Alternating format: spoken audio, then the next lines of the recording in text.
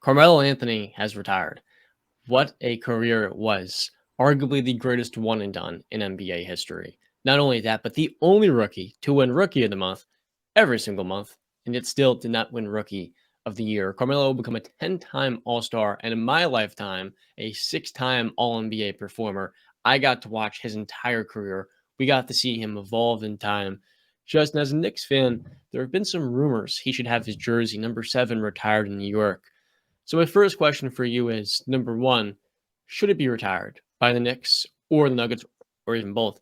My second question, and this matters a lot more, how should Carmelo Anthony be remembered? Mm.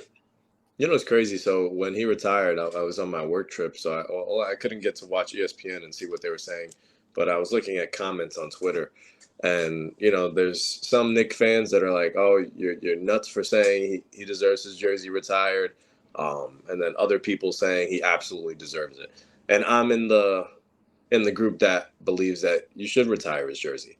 I think Carmelo Anthony, what he did for the New York Knicks, especially in a time where we were coming off those teams with Chris Duhon, the Marburys, the Eddie Currys, all of those guys. David Lee had just left the team. No success whatsoever. No playoff appearances there. And Melo and Amari really brought back what New York basketball really means to a city. And for a fan that's 25 years old, that was the first group that I actually got to watch and really made me fall in love with my team, fall in love with basketball. I think Carmelo Anthony to the New York Knicks is the one superstar, at least of the last 20 years, that really showed you he wanted to be there. He fought to be a New York Knick. And I think that has to mean something in a world where we see all these superstars clowning our organization and refusing to come to our team. We can't pull anybody. But no, we got Carmelo Anthony, the 9th all-time scoring leader in NBA history. Um, I love Carmelo Anthony. He's a first ballot Hall of Famer, and he's a first ballot Knick, probably a top 5 Knick of all time, arguably. But you did. No, yeah, you did answer. Do you think his Denver Nuggets number should be retired, or? Oh, that's a tougher one. I mean, they had success. They went to the playoffs a couple of times, and that was probably. Would you say that's the best version of Melo? I don't know. It's 2013 or 2009. Yeah, I would say that the one when they won 54 games in New York with Mike Woodson, was the that best to me was the best playmaking version of Carmelo, where he could run pick and roll and was like really able to leverage that scoring gravitas into creating opportunities for his teammates. It was just unfortunate that was the last we got to see of Melo as the guy on a playoff team. Mm-hmm. Yeah, I mean, it was definitely the Denver Nuggets. Melo was definitely in no shot, but much better shape. I mean, he was much more athletic in his Denver days. But yeah, well, I mean, what a career for Carmelo Anthony. I mean, one of the greats. I have him in my top 10 small forwards of all time. I know John got on. I think Justin had him in his top 10. You had him in your top 10 small forwards of all time too. I think as well. Yeah. Jimmy Butler's taking a spot now, so I feel better. All right, not today, John. Not today. This is more of a praising Carmelo Anthony, but Carmelo, I mean, one of the all-time great one-on-one scorers. Offensively, this guy, I mean, you can look up the NBA players that have played against him and said he's one of the toughest matchups. Like in ISO situation, he's almost unguardable. The moves he was able to perfect at a level is just insane. And like John said too, he was an underrated playmaker. I mean, he just didn't. That really wasn't his thing. He was a scorer. Like that man was a killer on the court. He could get you involved and make high level passes and stuff like that. But really, what he wanted to do was give me the ball and get the hell out of my way because I'm Carmelo Anthony. Yeah, and like you said, I mean, a lot of people say he got robbed of that Rookie of the Year. They gave it to LeBron because how can you not give it to the chosen one, right? But yeah, I think, and I hate the fact that I think people, a lot of the newer generation and even probably people in my generation too, are going to look back at Melo and obviously say, you know, he didn't win, he didn't get to the big one. But it's like that's something that I don't agree with in my generation and the future generations to come is while I put so much stock into rings, I can still understand a player's greatness. Like you know, we even in football terms, I mean, Dan Marino is in a lot of people's top fives. I think he should be in everybody's top tens. Um, I have Aaron Rodgers and Drew Brees in my top five quarterbacks. Those guys only won one apiece.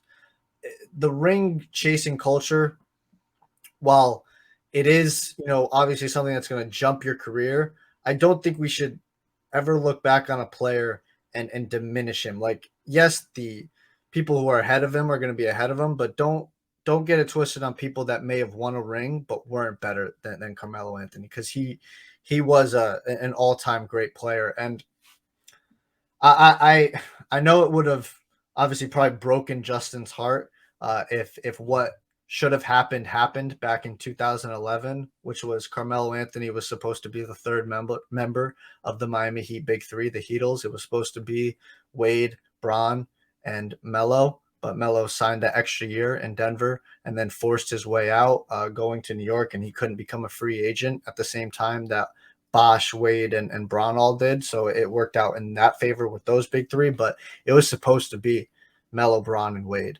And I've always said, no disrespect to Chris Bosh, because I love Chris Bosh, but I've always said if it was Melo instead of Bosh in that Dallas series, the first go around, we would not have lost because LeBron James lost us that series. Dwayne Wade showed the hell up. And if Melo was there, there's no way you're talking me out of Carmelo Anthony not showing up in an NBA Finals, the first one of his entire career, especially against that Dallas Mavericks team. So I look back and say, you know, he made his decisions and Melo was about his money, right? And you can't hate on him. He made his bread. He won games. He put up points. I tip my hat to Carmelo Anthony, right? Respect. One of the greats. And he also had a chance to sign with the Bulls in 2014, teaming up with Jimmy and Derrick Rose at that point, which was past his peak, but still, Joakim, Jimmy, and later on Pau Gasol would then be that roster spot. That would have been a pretty dangerous Bulls team too, I think, because one thing we talk about Melo, while he was one of the tougher covers in the league, his release was so quick he couldn't even contest it in time. So the turnaround fadeaways, the jumpers, all that stuff out of the post, the in-between space, and the triple threat position. I mean, he was one of the few guys that by himself as a scorer can make you an elite offense. Nowadays, we don't really see that. Like, a guy could put up 28 points per game and he'll be on the 24th ranked offense. But with Melo in 2013, the Knicks were top 5, and that was really because of him. And he led the league in scoring that season. I was trying to see if the Nuggets extended him or the Knicks did in 2011 after acquiring him, but I think it was the Nuggets extension for 1 year, like Brandon alluded to. Because he was only going to sign a long-term extension if he was traded, and that was what exactly led to him being moved because the Nuggets didn't want Bloom for nothing. And I don't think they should retire his number because he kind of did force his way out of there. But the Knicks, I do think they should consider it because, like you said, Justin, this was perfectly said. You want to talk about number 15, Denver? Yeah, but I just want to say Carmelo Anthony's number should be retired as a New York Knick.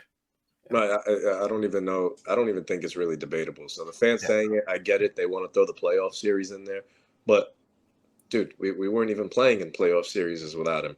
So you got to be a little grateful. And then, in credit, Brandon, I know you touched on the ring talk. He played in a Western Conference with Tim Duncan, probably the greatest power forward of all time, and then Kobe Bryant, who people throw in their top 5 players of all time. And then he played in the Eastern Conference with arguably the greatest player of all time in LeBron James. So it's not like he had a walk in the park to get to the finals. Yeah, those years. I mean, we have Chris Paul's Pelicans / Hornets that are winning 56 games. We had the Mavericks with Dirk in 2009. We had the Kings in their heyday, 2006. But the Western Conference was littered with 51 teams back then. And to build off your point, Justin, I felt like Carmelo Anthony was first team all vibes by coming to New York. The excitement was off the charts. And even like 12 years later, you can feel the excitement with Jalen Brunson that's only compared to Carmelo because he gave you guys hope. He restored a level of belief that you could contend for a championship. And while that may have been short-lived, that spark he invigorated was something the city really can appreciate more than anything else.